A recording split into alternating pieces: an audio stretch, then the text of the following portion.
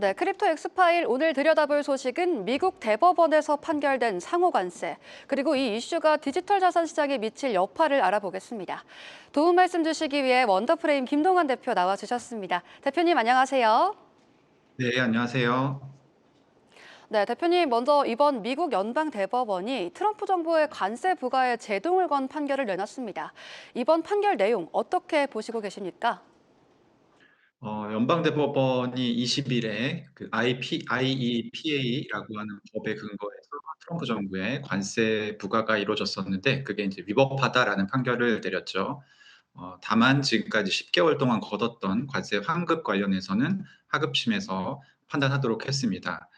트럼프 대통령은 이 판결이 나오자 다른 법을 사용해서 다시 관세를 걷겠다라고 하면서 15%의 새로운 관세율을 발표하기도 했는데요.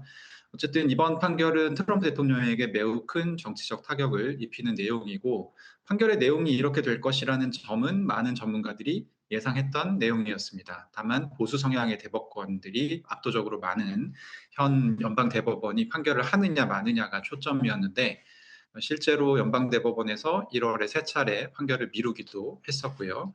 그래서 이번에 또 미뤄질 것으로 예상하는 의견들이 적지 않았었는데 결국에 이런 판결이 나온 것은 저는 개인적으로는 트럼프 대통령의 레임덕이 시작되는 초반 신호가 아닌가라는 생각을 하고 있습니다.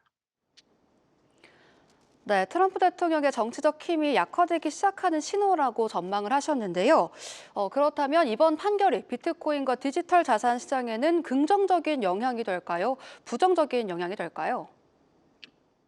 큰 틀에서 보면 지난해 10월까지가 이제 미국 관세 전쟁으로 좀 불안했던 국면이 있었고, 10월 10일에 크립토에서도 굉장히 큰 청산이 있기도 했었죠. 그것도 관세 전쟁 2차로 중국이랑 다시 하겠다라고 트럼프 대통령이 말을 하면서 그렇게 됐던 건데, 결국에 이제 그 부분이 유야무야 없어졌고, 다시 이제 시장은 안정세로 접어들었었습니다.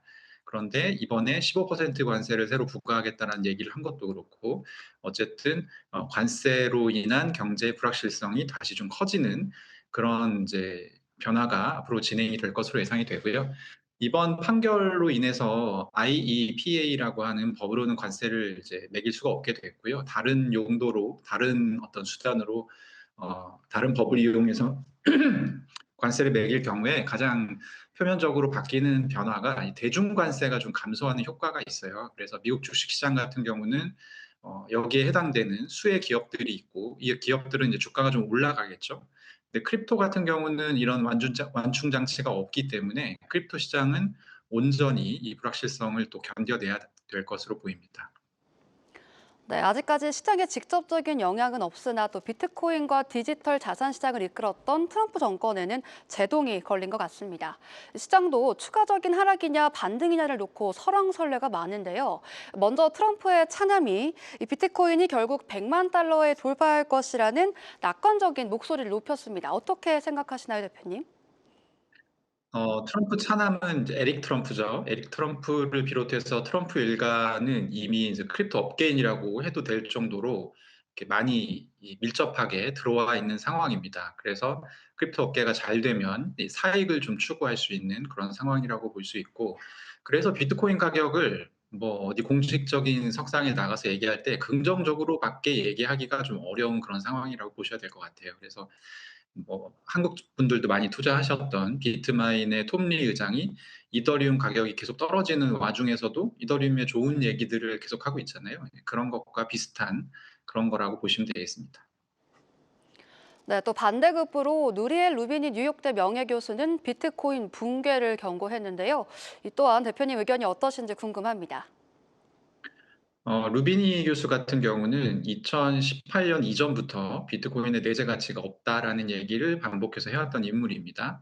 그런데 재밌는 것은 지난 8년 동안 그 논리의 어떤 구체성이 업데이트가 된 적이 없어요. 그래서 계속 똑같은 얘기를 하고 있는데 비트코인 가격이 약해질 때마다 언론이 이제 루비니 교수가 워낙 유명인사다 보니까 이제 조명을 하는 것이죠.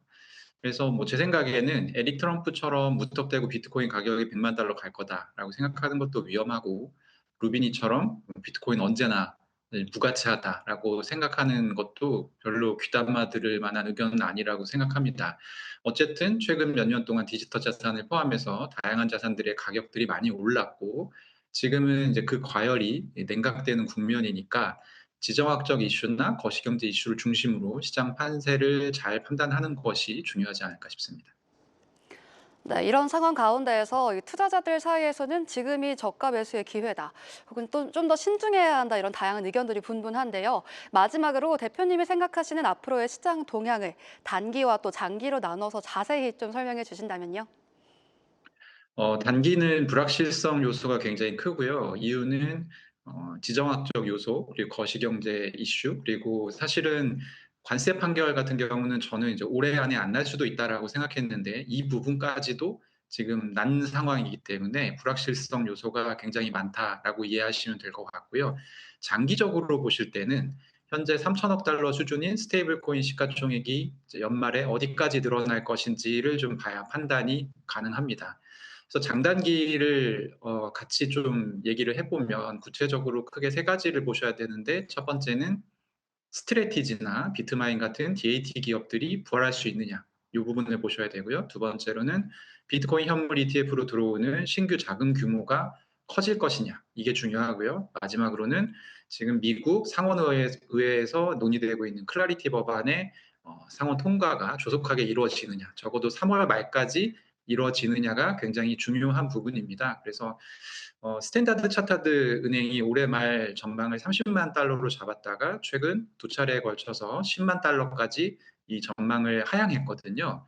그런데 그 이유가 첫 번째, 두 번째 이유, 그러니까 DAT 기업들과 현물 ETF로 들어오는 자금이 많지 않다라는 것이었어요. 그래서 만약에 여기에 클라리티 법안이 조속하게 통과되지 않는다라고 하면 저는 추가적으로 전망이 한 번 더 하향될 수 있다라고 생각합니다. 비트코인 기준으로 뭐 8만에서 8만 5천 달러 연말 전망이 나올 수 있을 것이라고 생각이 되고 그래서 세 가지가 어떻게 되느냐가 가장 중요할 것 같고요.